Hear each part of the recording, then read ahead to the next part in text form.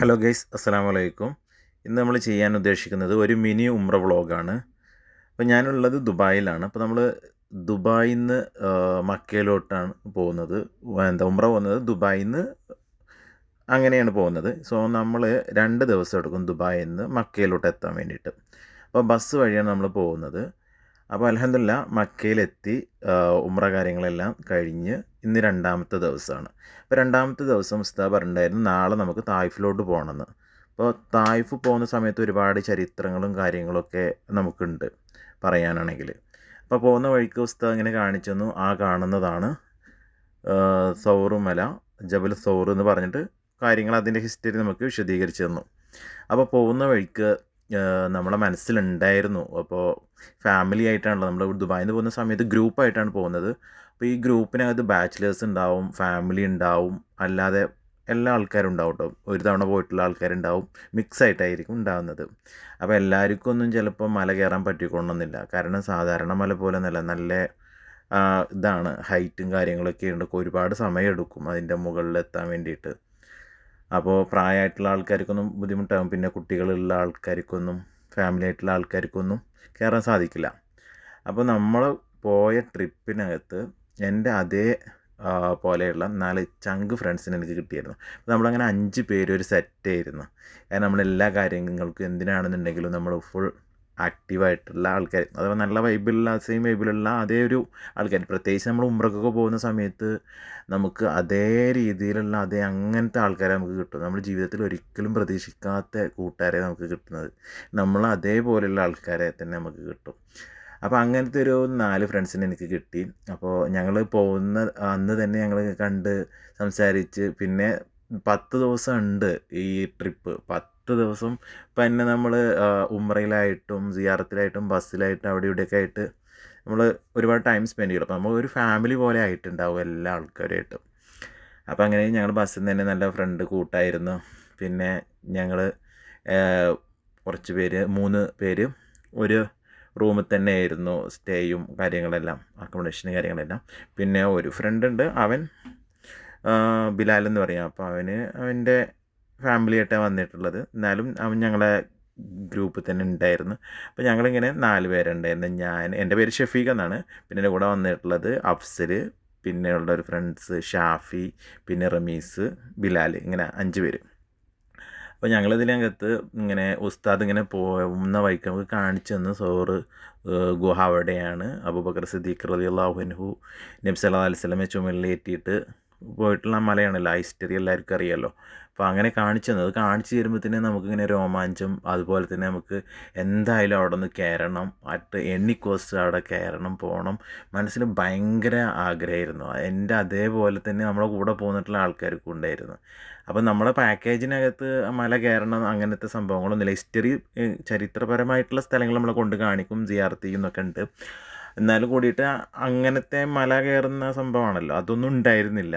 കാരണം അതെല്ലാവർക്കും ആരോഗ്യപരമായിട്ടും ഇതായിട്ടും സാമ്പത്തികപരമായിട്ടും എല്ലാവർക്കും ഓക്കെ ആവണമെന്നില്ല.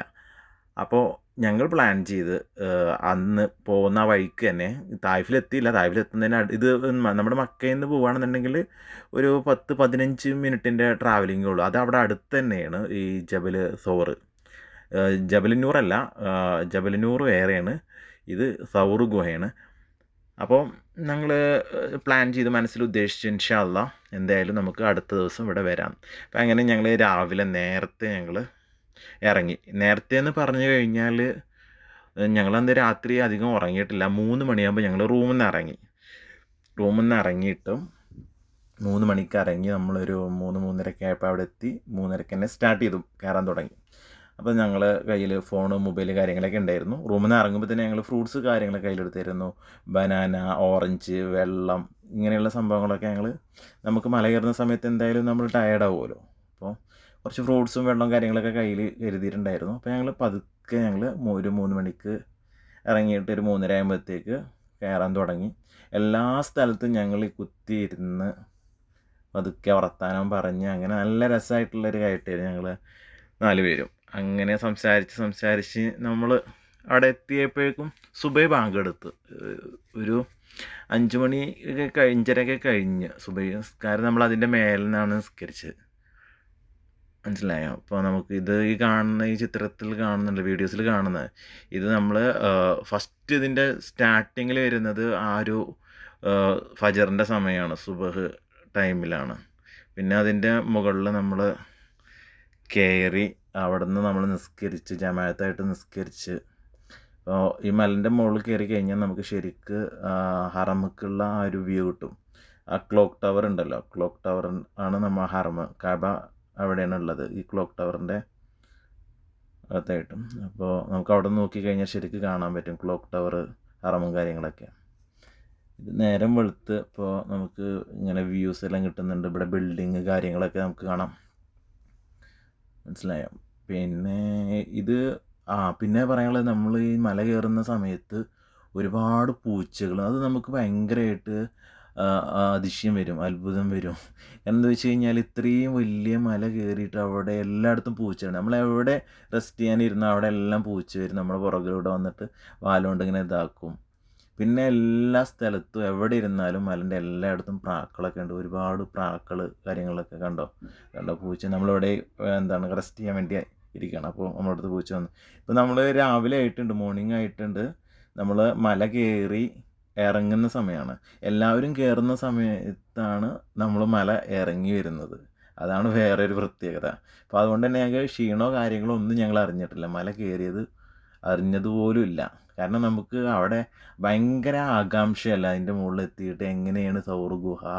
നബി സല്ലല്ലാഹു അലൈഹി വസല്ലമ 3 ദിവസം അവിടെ ശത്രുക്കളെ ഭയന്ന് അവിടെ ഇരുന്നതും പിന്നെ ചിലന്തി വല കൂട്ടിയതും പ്രാവ് വന്ന് മുട്ടയിട്ടതും, ഇങ്ങനെ നമ്മൾ മദ്രസ പഠിക്കുന്ന സമയത്ത് നമ്മൾ ഇങ്ങനെയുള്ള ഹിസ്റ്ററീസ് കാര്യങ്ങളൊക്കെ നമ്മൾ കേൾക്കല്ലേ. അപ്പോൾ നമ്മൾ ഒരുപാട് വർഷങ്ങൾക്ക് ശേഷമല്ലേ നമ്മൾ വലുതായി നമുക്കതിനുള്ള സാമ്പത്തികവും ആരോഗ്യമൊക്കെ വന്ന് പിന്നെ അവിടെ എത്തുന്ന സമയത്ത് നമുക്ക് ഭയങ്കര ഇതായിരിക്കും, അവിടെ എത്തുന്ന എത്രയും പെട്ടെന്ന് എത്തിയാൽ മതി എന്നുള്ളൊരു ഇതായിരിക്കും. അങ്ങനെ അവിടെ എത്തി സൗർ ഗുഹേൻ്റെ ഉള്ളിൽ ഫുള്ള് ഇരുന്ന് കണ്ട് എല്ലായിടത്തും മൊത്തം ചെയ്ത് സുജൂദും കാര്യങ്ങളെല്ലാം ചെയ്ത് അൽഹംദുലില്ലാഹ് റാഹത്തായി. പിന്നെ കൂട്ടുകാരനുണ്ടായിരുന്നു, കൂട്ടുകാരനെ കൊണ്ട് ഒരു വീഡിയോ എടുത്തു, അതാണ് ഞാൻ ഷോർട്ടാക്കിയിട്ടിട്ടുള്ളത്. ആ ഗുഹയ്ക്കുള്ളിലൂടെ പോണത് ജസ്റ്റ് കാണാൻ വേണ്ടിയിട്ട്. അതുകൊണ്ട് അവിടുത്തെ പ്രാക്കളുണ്ട്, ഇഷ്ടം പോലെ പ്രാക്കളുണ്ട്.